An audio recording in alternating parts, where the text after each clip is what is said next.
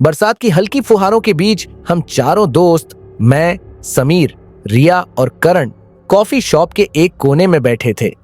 रात गहरी हो चुकी थी और ठंडी हवा हमें अंदर तक सिहरन दे रही थी। समीर ने अचानक कहा, क्या तुम लोग भूत प्रेत की कहानियों में यकीन रखते हो? रिया ने हंसते हुए जवाब दिया, अगर कहानी अच्छी हो तो हाँ। मैंने कॉफी का घूंट लेते हुए कहा, समीर, अगर तुम्हारे पास कोई सच्ची कहानी है तो हमें सुनाओ। समीर ने एक गहरी सांस ली और कहना शुरू किया, यह कोई आम कहानी नहीं है, यह मेरे कजिन नेहा की आप बीती है। और यकीन मानो, जब उसने ये कहानी हमें सुनाई थी तो हमारी रूह कांप गई थी। हम सब चुपचाप उसकी ओर देखने लगे।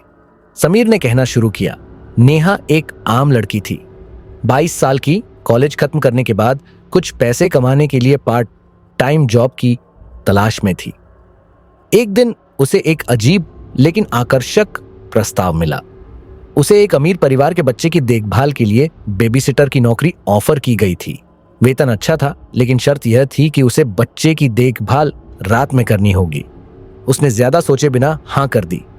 अगले ही दिन उसे एक काले रंग की बड़ी कार लेने आई। जब वह उस घर तक पहुंची तो उसकी आंखें फटी रह गईं। वो कोई आम घर नहीं था। समीर ने अपनी कहानी जारी रखी। नेहा ने जैसे ही उस विशाल हवेली के अंदर कदम रखा, उसकी रीढ़ में ठंडी सनसनी दौड़ गई।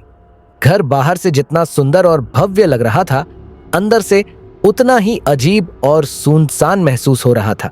सीढ़ियों के नीचे एक बूढ़ी औरत खड़ी थी। उसकी आंखें इतनी गहरी थीं कि नेहा को ऐसा लगा मानो वे उसके भीतर झांक रही हों। तुम ही हो नेहा? उस औरत ने धीमी लेकिन भारी आवाज में पूछा। नेहा ने हल्का सा सिर हिलाया। मालिक तुम्हारा इंतजार कर रहे हैं, औरत ने कहा और लंबी अंधेरी गैलरी की ओर इशारा किया। नेहा धीरे धीरे कदम बढ़ाती हुई आगे बढ़ी। उस गैलरी में हल्की हल्की पीली रोशनी थी, लेकिन हवा में एक अजीब सी गंध तैर रही थी, जैसे पुराने सड़े हुए फूलों की। जब नेहा दरवाजे तक पहुंची तो उसे भीतर से फुसफुसाहट सुनाई दी। उसने हल्के हाथ से दरवाजे को धक्का दिया। अंदर एक भारी भरकम कुर्सी पर एक लंबा आदमी बैठा था। उसकी आंखों के नीचे गहरे काले घेरे थे, मानो महीनों से सोया ना हो। बैठो, उसने एक ठंडी आवाज में कहा। नेहा संकोच करते हुए बैठ गई। मेरा नाम अरुण वर्मा है, उसने कहा। तुम्हें मेरे बेटे रोहन की देखभाल करनी होगी। वह 7 साल का है, लेकिन थोड़ा अलग है। नेहा ने चौंक कर पूछा, अलग कैसे? अरुण ने कोई जवाब नहीं दिया, बस एक लंबी सांस ली और घंटी बजाई। कुछ ही पलों में एक नौकर ने छोटे लड़के को कमरे में लाकर खड़ा कर दिया। रोहन एक मासूम बच्चे जैसा दिख रहा था, लेकिन उसकी आंखें वे किसी बच्चे की आंखें नहीं थीं। उनमें कुछ अजीब था, जैसे वे किसी अनजाने रहस्य को छुपा रही हो। सिर्फ एक नियम है, अरुण ने धीरे से कहा। रात के 12 बजे के बाद रोहन के कमरे में मत जाना। जो भी हो जाए मत जाना। नेहा के मन में अचानक एक अनजाना डर समा गया। हम सब समीर की कहानी सुनकर सिहर उठे थे। करण ने धीरे से कहा, फिर क्या हुआ? समीर ने एक लंबी सांस ली। फिर जो हुआ वह तुम्हारी सोच से भी ज्यादा भयानक था। नेहा को अब इस हवेली में हर रात रहकर रोहन की देखभाल करनी थी। दिन में नौकर चाकर और कुछ अन्य लोग घर में मौजूद रहते, लेकिन रात होते ही माहौल पूरी तरह बदल जाता। उस रात नेहा को रोहन के साथ उसके कमरे में रहना था। कमरा बड़ा था। दीवारों पर पुराने जमाने की पेंटिंग्स टंगी थीं और कोने में एक लकड़ी का झूला रखा था जो हल्के हल्के हिल रहा था, बिना किसी हवा के। नेहा ने खुद को संभाला और रोहन से कहा, चलो सोने का समय हो गया। रोहन बिना कोई विरोध किए बिस्तर पर लेट गया। नेहा ने उसे कंबल उड़ाया और कमरे की लाइट धीमी कर दी, लेकिन जैसे ही उसने दरवाजे की ओर कदम बढ़ाया, रोहन ने अचानक उसका हाथ पकड़ लिया। मत जाओ, उसने फुसफुसाते हुए कहा। नेहा चौंक गई। क्यों? तुम्हें डर लग रहा है? रोहन ने सिर हिला दिया। फिर लड़का चुप रहा। उसकी आंखें कमरे के कोने की ओर घूर रही थी। नेहा ने सिर घुमाकर देखा। वहां कुछ भी नहीं था। रोहन, वहां क्या है? लड़के ने धीमी आवाज में कहा। कोई वहां खड़ा है और वो हमें देख रहा है। नेहा का दिल तेजी से धड़कने लगा। उसने फिर से देखा, लेकिन उसे कुछ भी दिखाई नहीं दिया। यह सिर्फ तुम्हारा भ्रम है, नेहा ने मुस्कुराने की कोशिश की, लेकिन तभी झूला अपने आप जोर से झूलने लगा।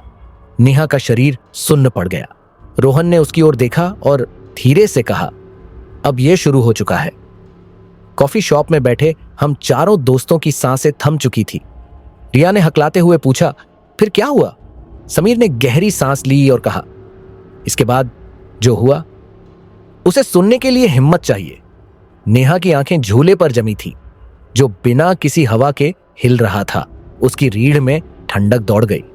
उसने खुद को समझाया कि शायद यह कोई हवा का झोंका रहा होगा, लेकिन कमरे के दरवाजे और खिड़कियां सब बंद थे।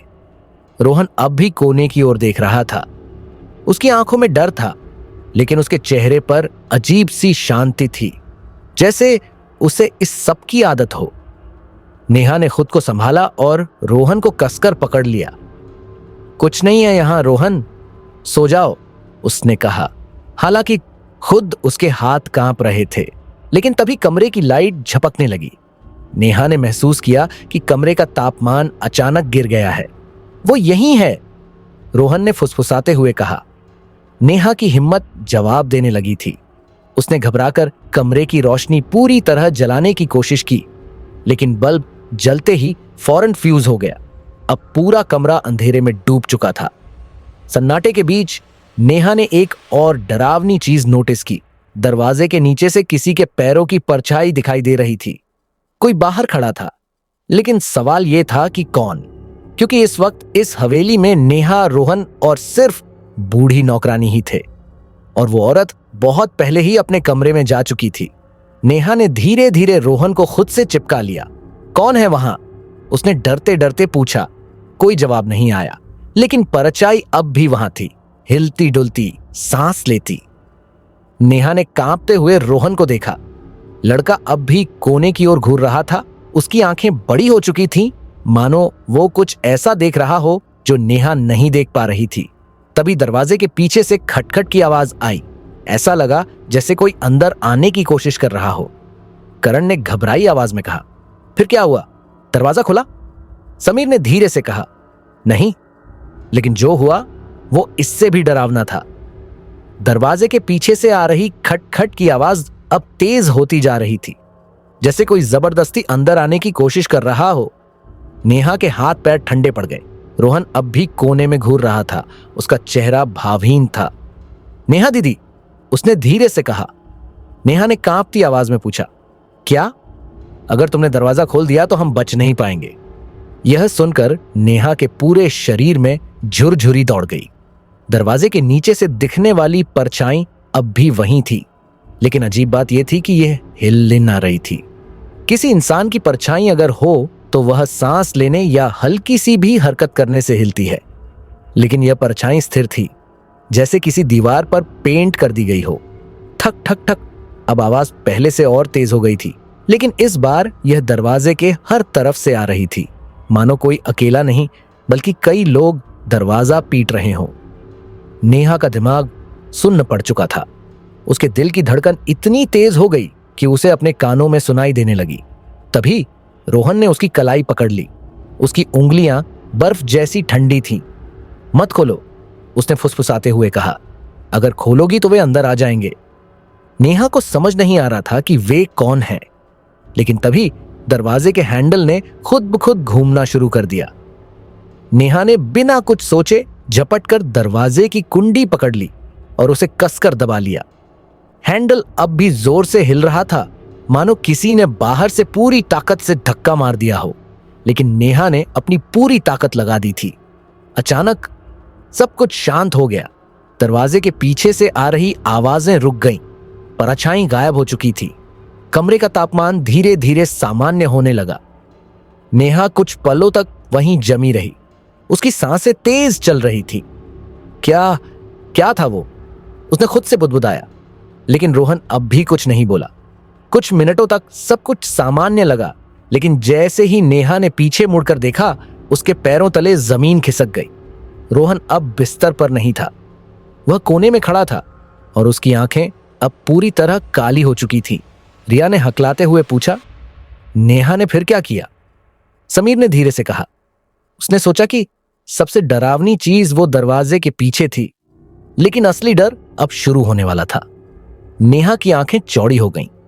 रोहन अब बिस्तर पर नहीं था, वह कमरे के कोने में खड़ा था। उसकी आंखें पूरी तरह काली हो चुकी थीं, बिल्कुल गहरी, बेहरकत, बिना पुतलियों वाली। नेहा के पैरों में मानो जान ही नहीं बची थी। रोहन, उसने कांपती आवाज में कहा। बच्चा कुछ नहीं बोला, बस वहीं खड़ा रहा, एकटक उसे घूरता हुआ। कमरे में एक अजीब सा भारीपन महसूस होने लगा था। हवा ठंडी हो गई थी और अचानक झूला फिर से अपने आप हिलने लगा। नेहा ने धीरे धीरे पीछे हटना शुरू किया, लेकिन तभी रोहन की गर्दन अजीब तरह से झटके खाने लगी, मानो कोई उसे पकड़कर झकझोर रहा हो। उसकी छोटी छोटी उंगलियां अंदर तक मुड़ गईं और उसका मुंह हल्का सा खुल गया। और फिर उसके होंठों से किसी औरत की आवाज निकली, मैंने कहा था ना, दरवाजा मत खोलना। नेहा की सांसें रुक गईं। यह आवाज रोहन की नहीं थी। यह आवाज गहरी, भारी और दर्द से भरी हुई थी। रोहन की गर्दन अब धीरे धीरे एक तरफ झुकने लगी, इतनी ज्यादा कि ऐसा लग रहा था कि हड्डियां टूट जाएंगी। नेहा की रूह कांप गई। उसने हिम्मत जुटाकर रोहन के करीब जाने की कोशिश की, लेकिन तभी लड़के ने अपना सिर झटके से ऊपर उठाया। भागो यहां से। इस बार आवाज और भी डरावनी थी, जैसे वह किसी गहरी अंधेरी जगह से आ रही हो। नेहा अब और नहीं रुक सकती थी। उसने दरवाजा खोला और बिना पीछे देखे भागने लगी। करण ने धीरे से पूछा, नेहा भाग गई? उसने रोहन को अकेला छोड़ दिया? समीर ने सिर हिलाया, नहीं, उसने जो किया वो उससे भी ज्यादा खतरनाक था। नेहा के शरीर में जैसे बिजली दौड़ गई थी, लेकिन वह भागी नहीं। वह जानती थी कि रोहन को इस हालत में अकेला छोड़ना ठीक नहीं होगा, लेकिन सामने जो कुछ हो रहा था वह किसी भी इंसान की हिम्मत तोड़ सकता था। रोहन की काली आंखें अब भी उसे घूर रही थीं और उसका शरीर धीरे धीरे हवा में ऊपर उठने लगा था, मानो कोई अदृश्य शक्ति उसे उठा रही हो। रोहन! नेहा चीख पड़ी, लेकिन बच्चा हिलता भी नहीं था। उसकी आंखों में अब तक वही खालीपन था। तभी कमरे में मौजूद सभी चीजें अपने आप हिलने लगीं। टेबल, कुर्सियां, खिड़कियों के पर्दे, यहां तक कि रोहन का झूला भी जोर जोर से झूलने लगा।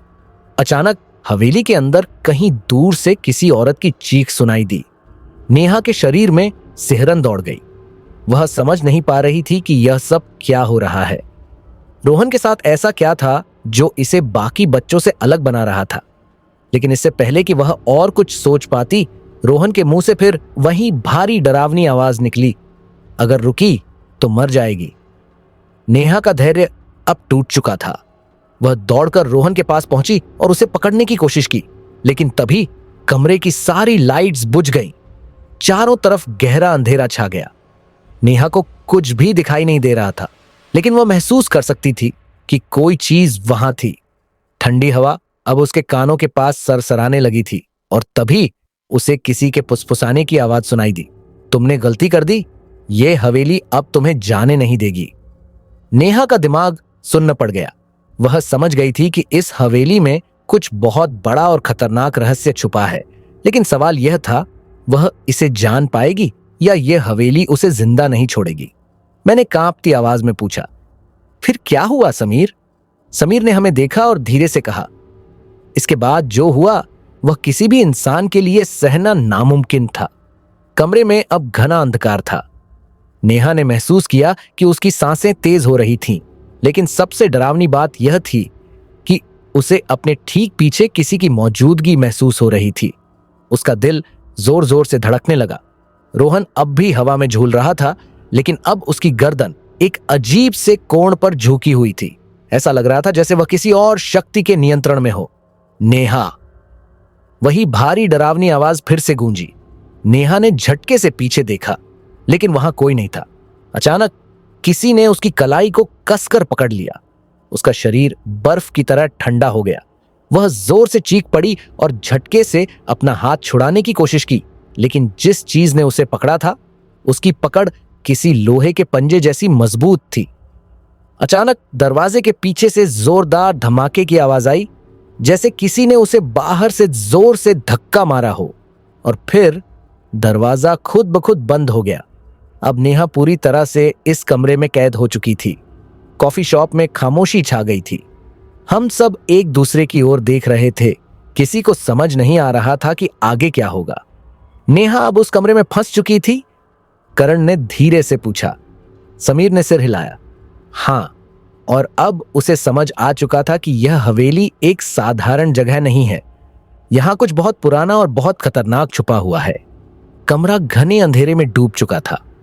नेहा का दिल इतनी तेजी से धड़क रहा था कि उसे लग रहा था कि उसकी धड़कनों की आवाज भी गूंज रही है। उसके हाथ अब भी बर्फ की तरह ठंडे हो चुके थे और जिस अजीब शक्ति ने उसकी कलाई पकड़ी थी, उसकी पकड़ अब भी ढीली नहीं हुई थी। कौन है वहां? नेहा ने कांपती आवाज में पूछा।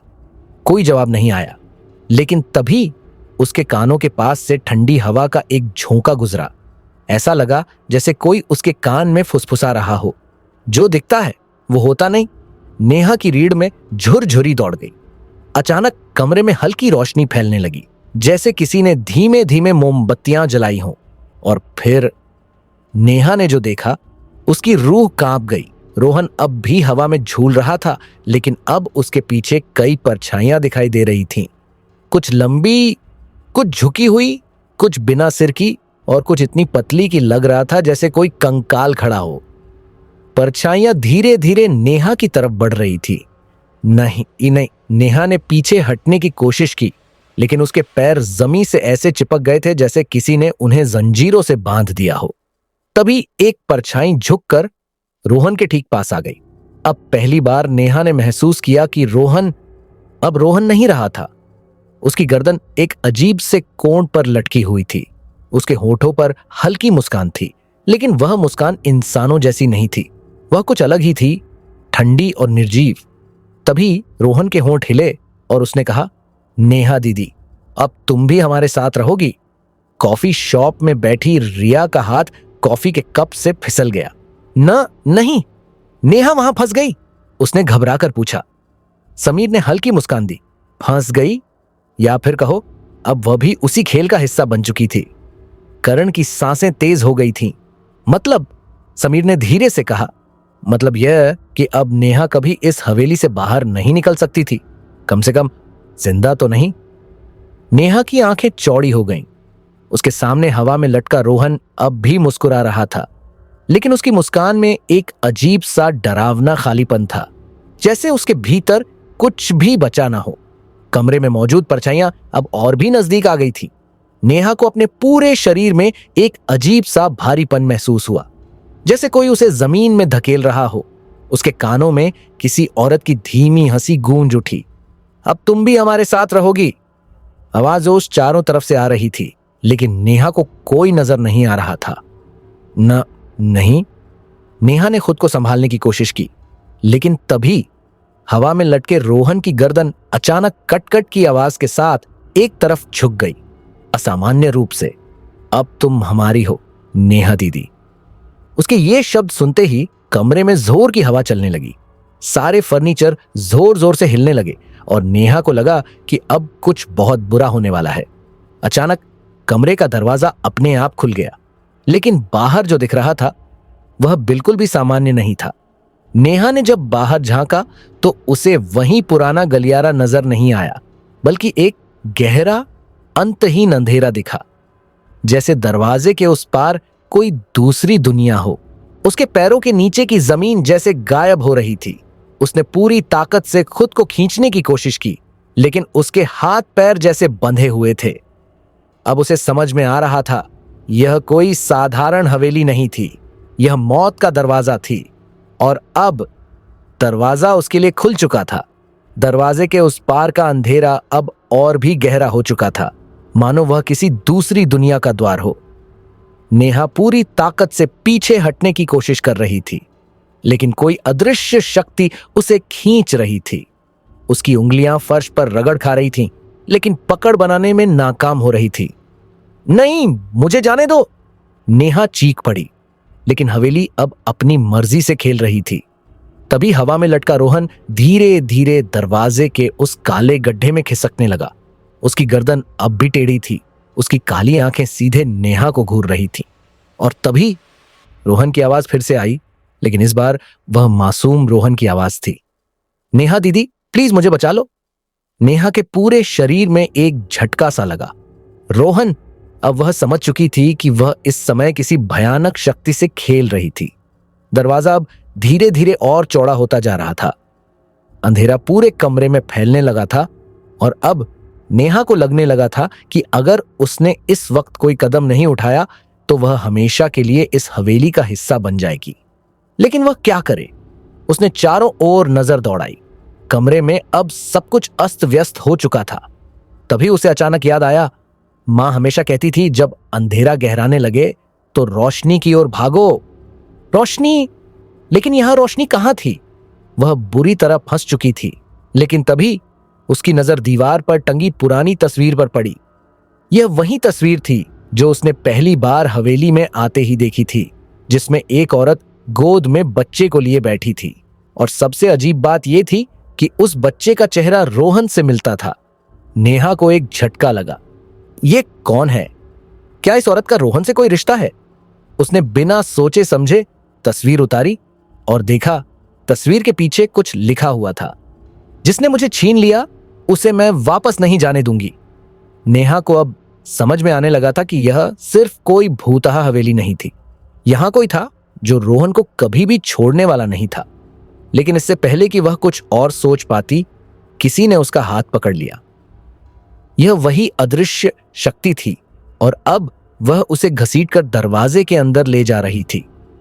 नेहा ने पूरी ताकत लगाकर खुद को छुड़ाने की कोशिश की, लेकिन इस बार उसका शरीर हवा में उठ चुका था और वह उस अनंत अंधेरे में गिरने वाली थी।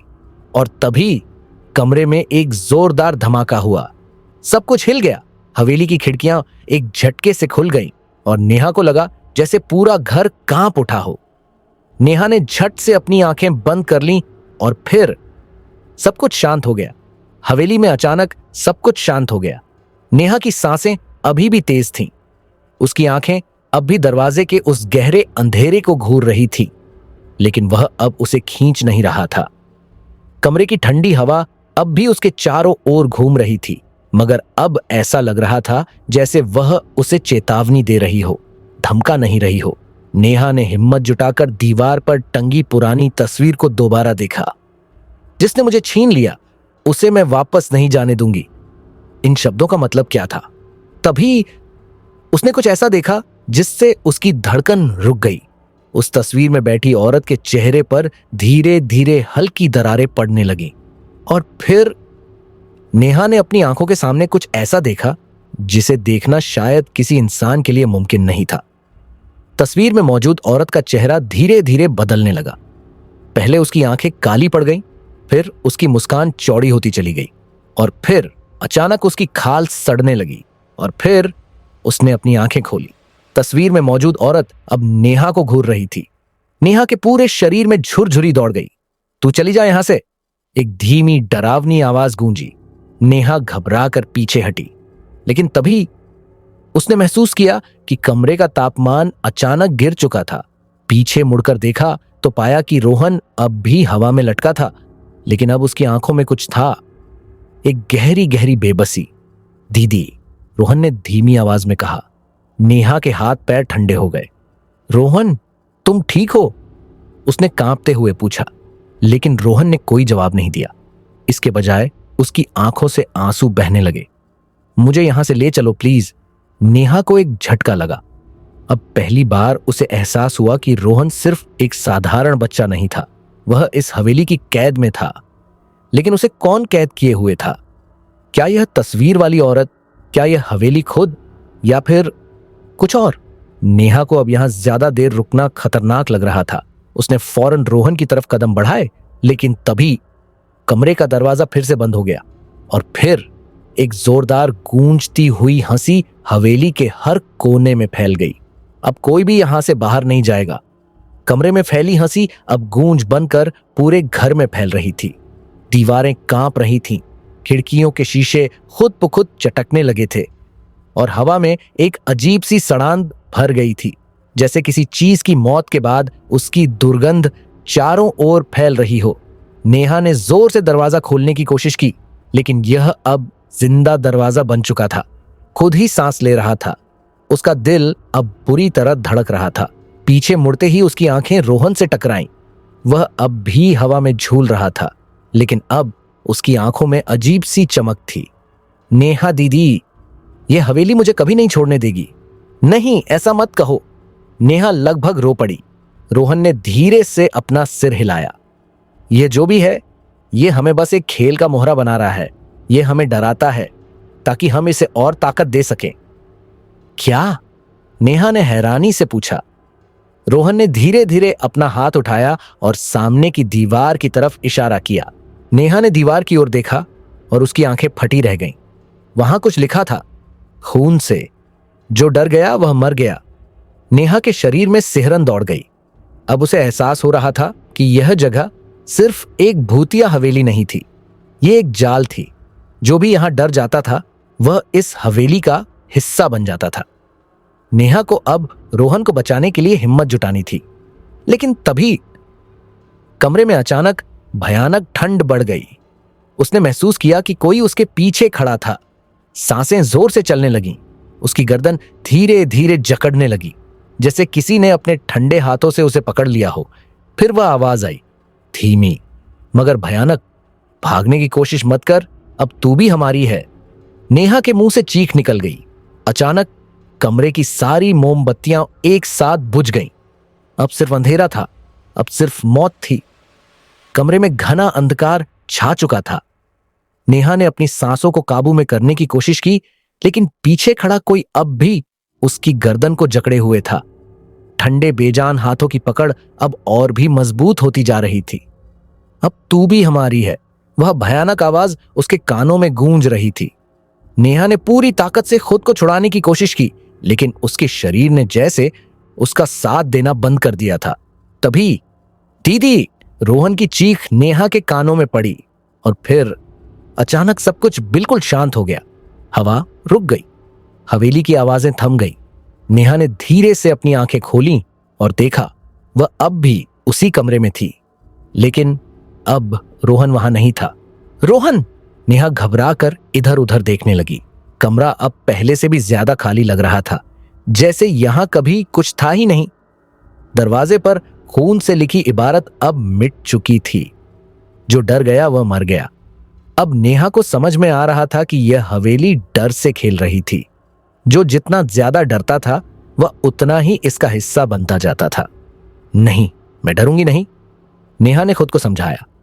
तभी दरवाजा धीरे धीरे खुद ब खुद खुलने लगा। नेहा के पैरों के नीचे से जमीन खिसक गई। बाहर सिर्फ गहरा अंधकार था, लेकिन अब की बार नेहा जानती थी कि यह हवेली उसे छलने की कोशिश कर रही थी। उसने एक लंबी सांस ली और अंधेरे की तरफ कदम बढ़ा दिए। अगर यह खेल डर का है तो अब मैं इसे इसके ही तरीके से हराऊंगी। नेहा ने गहरी सांस ली और अपने डर को काबू में करते हुए अंधेरे की ओर कदम बढ़ा दिया। चारों तरफ गहरी स्याही जैसा अंधेरा फैला था और ऐसा लग रहा था जैसे वह किसी गहरे कुएं में गिरती जा रही हो। लेकिन अब वह डरने वाली नहीं थी। अचानक एक तेज सफेद रोशनी चमकी और वह एक अजीब से कमरे में आ गिरी। यह कमरा अलग था, यह हवेली का हिस्सा नहीं लगता था। चारों ओर सिर्फ सफेद दीवारें थीं और उनके बीच एक पुरानी लकड़ी की कुर्सी रखी थी जिस पर एक औरत बैठी थी। नेहा ने जैसे ही उसे देखा, उसका दिल जोर से धड़क उठा। वह वही औरत थी जो तस्वीर में थी। उसकी आंखें काली थीं, चेहरा पीला और मुरझाया हुआ, होंठों पर एक हल्की मगर डरावनी मुस्कान। अब तुझे सब समझ में आ जाएगा, वह औरत धीमी मगर ठंडी आवाज में बोली। नेहा की सांस अटक गई। तुम कौन हो? औरत धीरे से उठी और धीरे धीरे नेहा के पास आने लगी। मैं वह हूं जिस इस हवेली ने धोखा दिया था। नेहा पीछे हटने लगी, लेकिन कमरे में कोई दरवाजा नहीं था। अब उसे समझ आ रहा था यह खेल सिर्फ अरई हवेली का नहीं था, यह बदले की कहानी थी। रोहन कहाँ है? नेहा ने हिम्मत जुटाकर पूछा। औरत रुक गई, फिर वह धीरे धीरे मुस्कुराई और बोली, उसे बचाना चाहती है? नेहा ने सिर हिलाया। औरत अब उसके बिल्कुल पास आ गई थी। उसकी सांसों से मिट्टी और सड़ांत की गंध आ रही थी। फिर उसने झुककर नेहा के कान में कहा, तो अपना सबसे बड़ा डर कुर्बान कर दे। और अगले ही पल वह औरत गायब हो गई। लेकिन नेहा अब जिस जगह खड़ी थी वह बदल चुकी थी। अब वह फिर से उसी हवेली में थी, लेकिन यह जगह कुछ अलग थी। सामने एक पुराना टूटा फूटा दरवाजा था और दरवाजे पर खून से लिखा था, यहां से जो गया वह कभी लौट कर नहीं आया। नेहा के पूरे शरीर में ठंडक दौड़ गई, लेकिन अब पीछे हटने का कोई रास्ता नहीं था। उसने कांपते हाथों से दरवाजा खोला और जैसे ही वह अंदर गई, उसकी चीख हवेली में गूंज उठी। नेहा के कदम लड़खड़ा गए। दरवाजे के अंदर घना अंधेरा था, ऐसा अंधेरा जिसमें रोशनी तक समा जाए। जैसे ही उसने अंदर कदम रखा, दरवाजा अपने आप जोर से बंद हो गया। अब उसके पास कोई रास्ता नहीं था, लेकिन जैसे ही उसकी आंखें अंधेरे में देखने की आदी हुईं, उसने देखा कि वह अब किसी अजीब जगह पर थी। यह हवेली का कोई हिस्सा नहीं था। यह जगह किसी पुराने गंदे तहखाने जैसी थी। दीवारें सीलन से भरी थीं और फर्श पर काई जमी थी। नेहा का दिल जोर से धड़क रहा था। रोहन, उसने धीमी आवाज में पुकारा। कोई जवाब नहीं आया, लेकिन तभी दीदी। आवाज बहुत धीमी थी मगर साफ सुनाई दी। नेहा ने तेजी से पलट कर देखा। सामने एक कोने में रोहन दीवार के पास बैठा था, लेकिन वह अजीब लग रहा था। उसकी आंखें सूनी थीं, उसके कपड़े गंदे और फटे हुए थे, और सबसे खौफनाक बात, उसकी परछाई नहीं थी। नेहा का दिल बैठ गया। रोहन, उसने कांपते हुए कहा। रोहन ने धीरे धीरे अपना सिर उठाया। तुम्हें मुझे यहां से ले जाना होगा। उसकी आवाज कटी पिटी और अजीब थी। नेहा तुरंत उसके पास पहुंची और उसका हाथ पकड़ने ही वाली थी कि कमरे की दीवारें हिलने लगीं। तू इसे बचा नहीं सकती, एक गूंजती हुई आवाज पूरे कमरे में फैल गई। नेहा ने रोहन का हाथ पकड़ लिया, लेकिन तभी रोहन का चेहरा बदलने लगा। उसकी आंखें गड्ढों में बदल गईं, उसकी त्वचा सड़ने लगी और फिर वह हंसने लगा। नेहा की चीख निकल गई और उसने हाथ छुड़ाने की कोशिश की, लेकिन रोहन ने उसका हाथ कसकर पकड़ लिया। अब तू भी हमारे साथ रहेगी। नेहा को अब एहसास हो चुका था, यह रोहन नहीं था, यह हवेली का सबसे बड़ा राज था और वह अब इसे जीते जी बाहर नहीं जाने देगी। नेहा के सामने जो रोहन था, वह अब एक भयानक रूप में बदल चुका था। उसकी आंखों के गड्ढों में सिर्फ अंधेरा था। उसकी खाल धीरे धीरे गल रही थी और उसकी हंसी हवेली की दीवारों से टकराकर गूंज रही थी। नेहा के रोंगटे खड़े हो गए। तू इसे बचा नहीं सकती, वह गूंजती हुई आवाज अब और जोर से सुनाई देने लगी थी। नेहा की सांसें तेज हो गईं, लेकिन उसने खुद को संभालने की कोशिश की। नहीं, मैं डरूंगी नहीं, उसने जोर से कहा। जैसे ही उसने ये शब्द कहे, चारों ओर कुछ बदलने लगा। कमरे की दीवारें हिलने लगी, छत से काले धुएं की लहरें निकलने लगी और अचानक उसका हाथ छूट गया। वह जो भी चीज रोहन के रूप में थी, अब गायब हो गई। अब नेहा अकेली थी, लेकिन तभी एक हल्की सी, बहुत ही धीमी आवाज सुनाई दी। दीदी। नेहा ने चारों ओर देखा। कमरे के कोने में एक छोटी सी लकड़ी की अलमारी थी। आवाज उसके अंदर से आ रही थी। नेहा को अब समझ आ गया, यह हवेली उसे झांसा दे रही थी। जिसे वह अभी तक रोहन समझ रही थी, वह हवेली का खेल था। असली रोहन अब भी कैद था। नेहा ने हिम्मत जुटाई और धीरे धीरे अलमारी के पास गई। उसके हाथ कांप रहे थे, लेकिन उसने खुद को संभाला और अलमारी का दरवाजा खोला। अंदर एक छोटा सा बच्चा बैठा था, असली रोहन।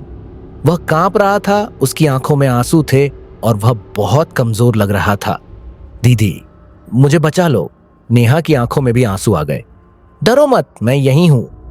उसने रोहन को गोद में उठा लिया, लेकिन जैसे ही उसने उसे उठाया, पूरा कमरा गर्जना करने लगा। तू इसे लेकर नहीं जा सकती।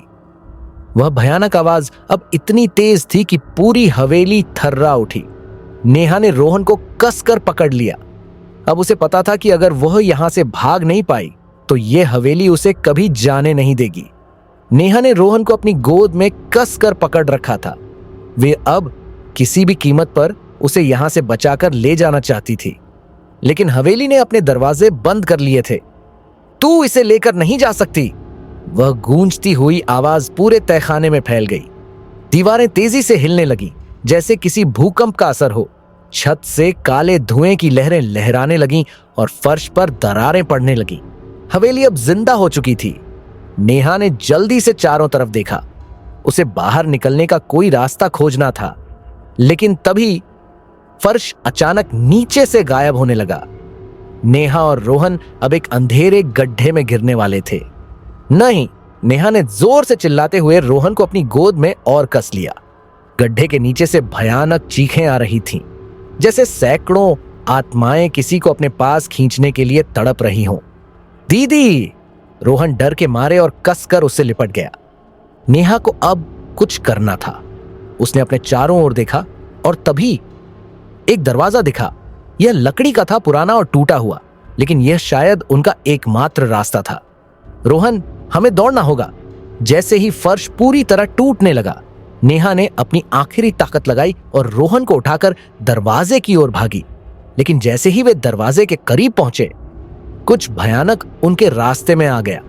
वह औरत जो हवेली के चित्र में थी, वह अब दरवाजे के ठीक सामने खड़ी थी। उसकी आंखें काली थीं, होंठ नीले, और वह धीमे धीमे मुस्कुरा रही थी। तू हमें धोखा नहीं दे सकती। उसकी आवाज किसी जहरीले सांप की फुफकार जैसी थी। ये बच्चा अब हमारा है और अब तू भी। नेहा के सामने वह भूतिया औरत खड़ी थी, काली आंखें, नीले होंठ और वह डरावनी मुस्कान जो किसी के भी होश उड़ा सकती थी। उसके पीछे ही दरवाजा था, आजादी का दरवाजा, लेकिन वह औरत उसे वहां तक पहुंचने नहीं दे रही थी। ये बच्चा अब हमारा है और अब तू भी। नेहा के शरीर में ठंडक दौड़ गई, लेकिन उसने खुद को संभाला। नहीं, मैं तुम्हें जीतने नहीं दूंगी। उसने रोहन को अपनी गोद में और कस लिया और पीछे हटने लगी। और तभी वह औरत हवा में उड़ गई। उसके लंबे काले बाल हवा में लहराने लगे। उसकी आंखों से काले आंसू टपकने लगे।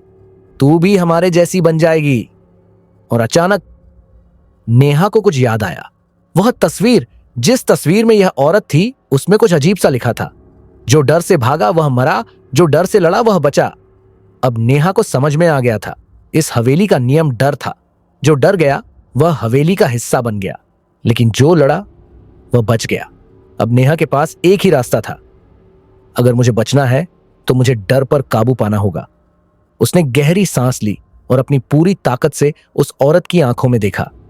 मैं तुमसे नहीं डरती। और तभी सब कुछ बदलने लगा। हवेली कांपने लगी, दीवारें हिलने लगीं।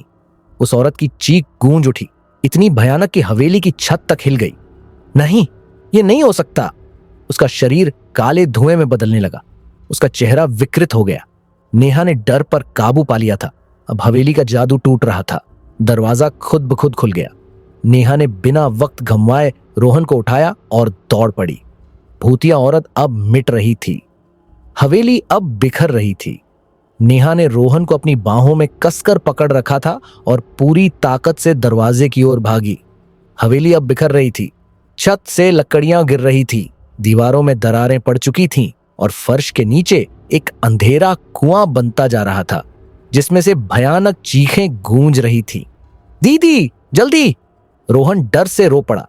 नेहा ने अपनी रफ्तार और तेज कर दी, लेकिन तभी दरवाजा फिर से बंद होने लगा। नेहा की आंखें डर से फैल गईं। नहीं, वह पूरी ताकत से भागी, लेकिन दरवाजा अब आधा बंद हो चुका था। और फिर पीछे से एक हाथ उसकी ओर लपका। वह औरत फिर से वापस आ गई थी, लेकिन अब वह पूरी तरह एक परछाई में बदल चुकी थी। तू हमें नहीं छोड़ सकती। उसकी आवाज हवा में गूंज रही थी। नेहा ने बिना कुछ सोचे समझे रोहन को जोर से आगे की ओर धकेला। रोहन, दरवाजे से बाहर भागो! रोहन लड़खड़ाया, लेकिन किसी तरह दरवाजे के दूसरी तरफ गिर गया। अब बस नेहा बची थी।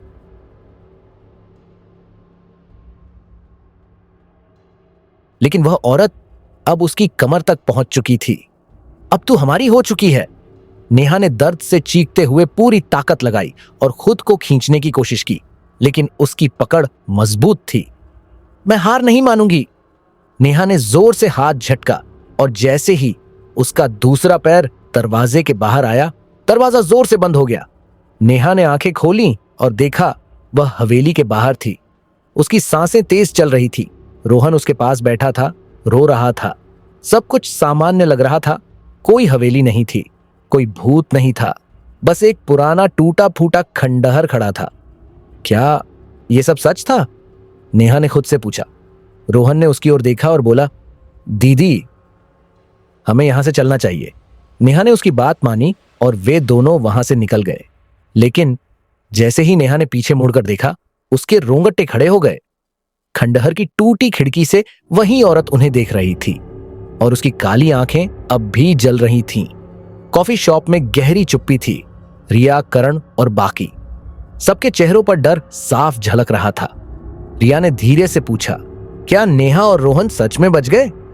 समीर ने एक गहरी सांस ली और कहा, कोई भी इस हवेली से पूरी तरह नहीं बच सकता, क्योंकि जो इसे एक बार देख लेता है वो हमेशा इसका हिस्सा बन जाता है।